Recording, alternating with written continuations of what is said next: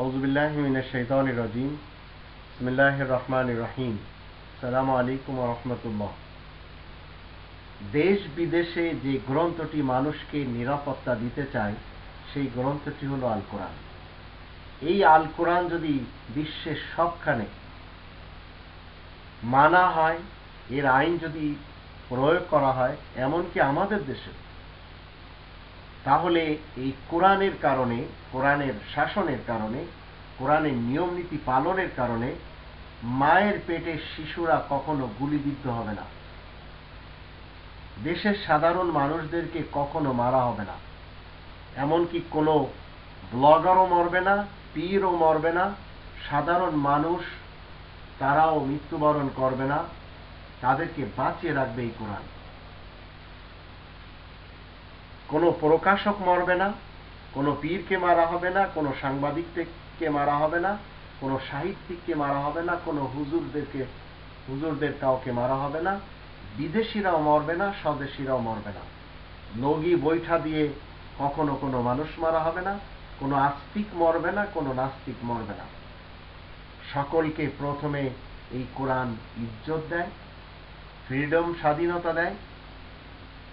তারপরে এই কোরআন বলছে 17 নম্বর সূরা বানী ইসরাইলের 70 নম্বর আয়াতে, আমি ওয়ালাকাদ কাররামনা বানী আদম।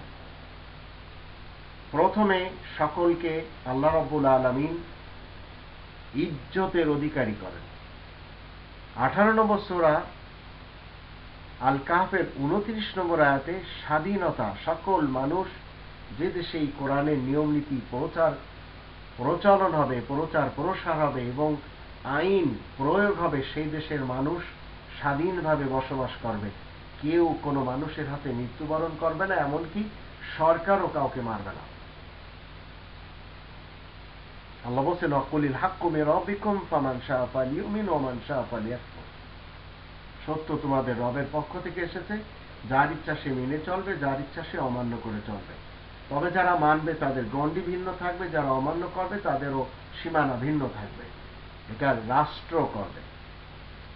তারপরে আল্লাহ বলছেন 24 নম্বর সূরা আর নূর এর 55 নম্বর আয়াতের দৃষ্টিতে, সেই দেশে, যে দেশে এর আইন প্রয়োগ হবে, সেই দেশের মানুষ অনিরাপত্তার বদলে নিরাপত্তার ভিতরে জীবন কাটাবে।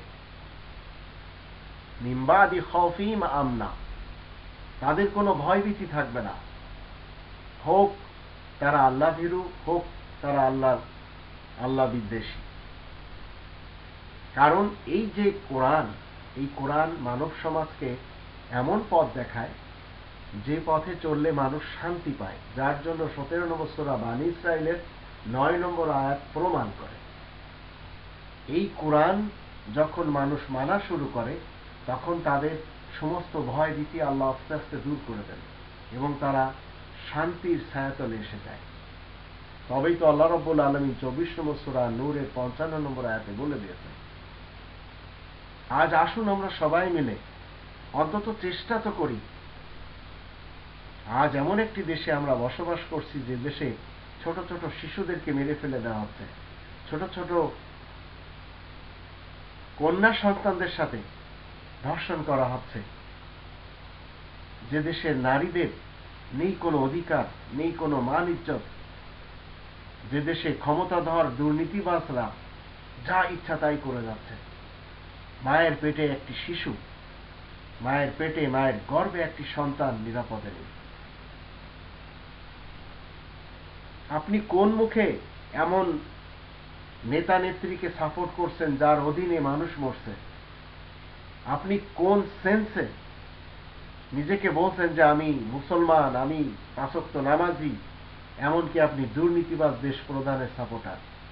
একটু চিন্তা করে দেখুন। কোরআনের ইসলাম 5 নম্বর সূরা আল মাইদার 2 নম্বর আয়াতের দৃষ্টিতে এমন কাউকে সাপোর্ট করতে বলে না যার কারণে দেশে মানুষ মরে, মানুষ খুন হয়, মানুষ হত্যা হয়, মানুষকে বিভিন্নভাবে নির্যাতন করা হয়, জুলুম করা হয়। এমন ব্যক্তি, সে পুরুষ হোক অথবা নারী, আপনি যদি ভালো মানুষ হন তাকে সাপোর্ট করতেই পারেন না। এটি হচ্ছে ইসলামের শিক্ষা। আর এই গ্রন্থটি দেশ বিদেশের প্রত্যেকটি মানুষকে বলতে চাই যে আমি নিরাপত্তা দিতে এসেছি, নিরাপদে তোমাদেরকে রাখার জন্য এসেছি, দরকার শুধু আমাকে একটু মেনে চলো।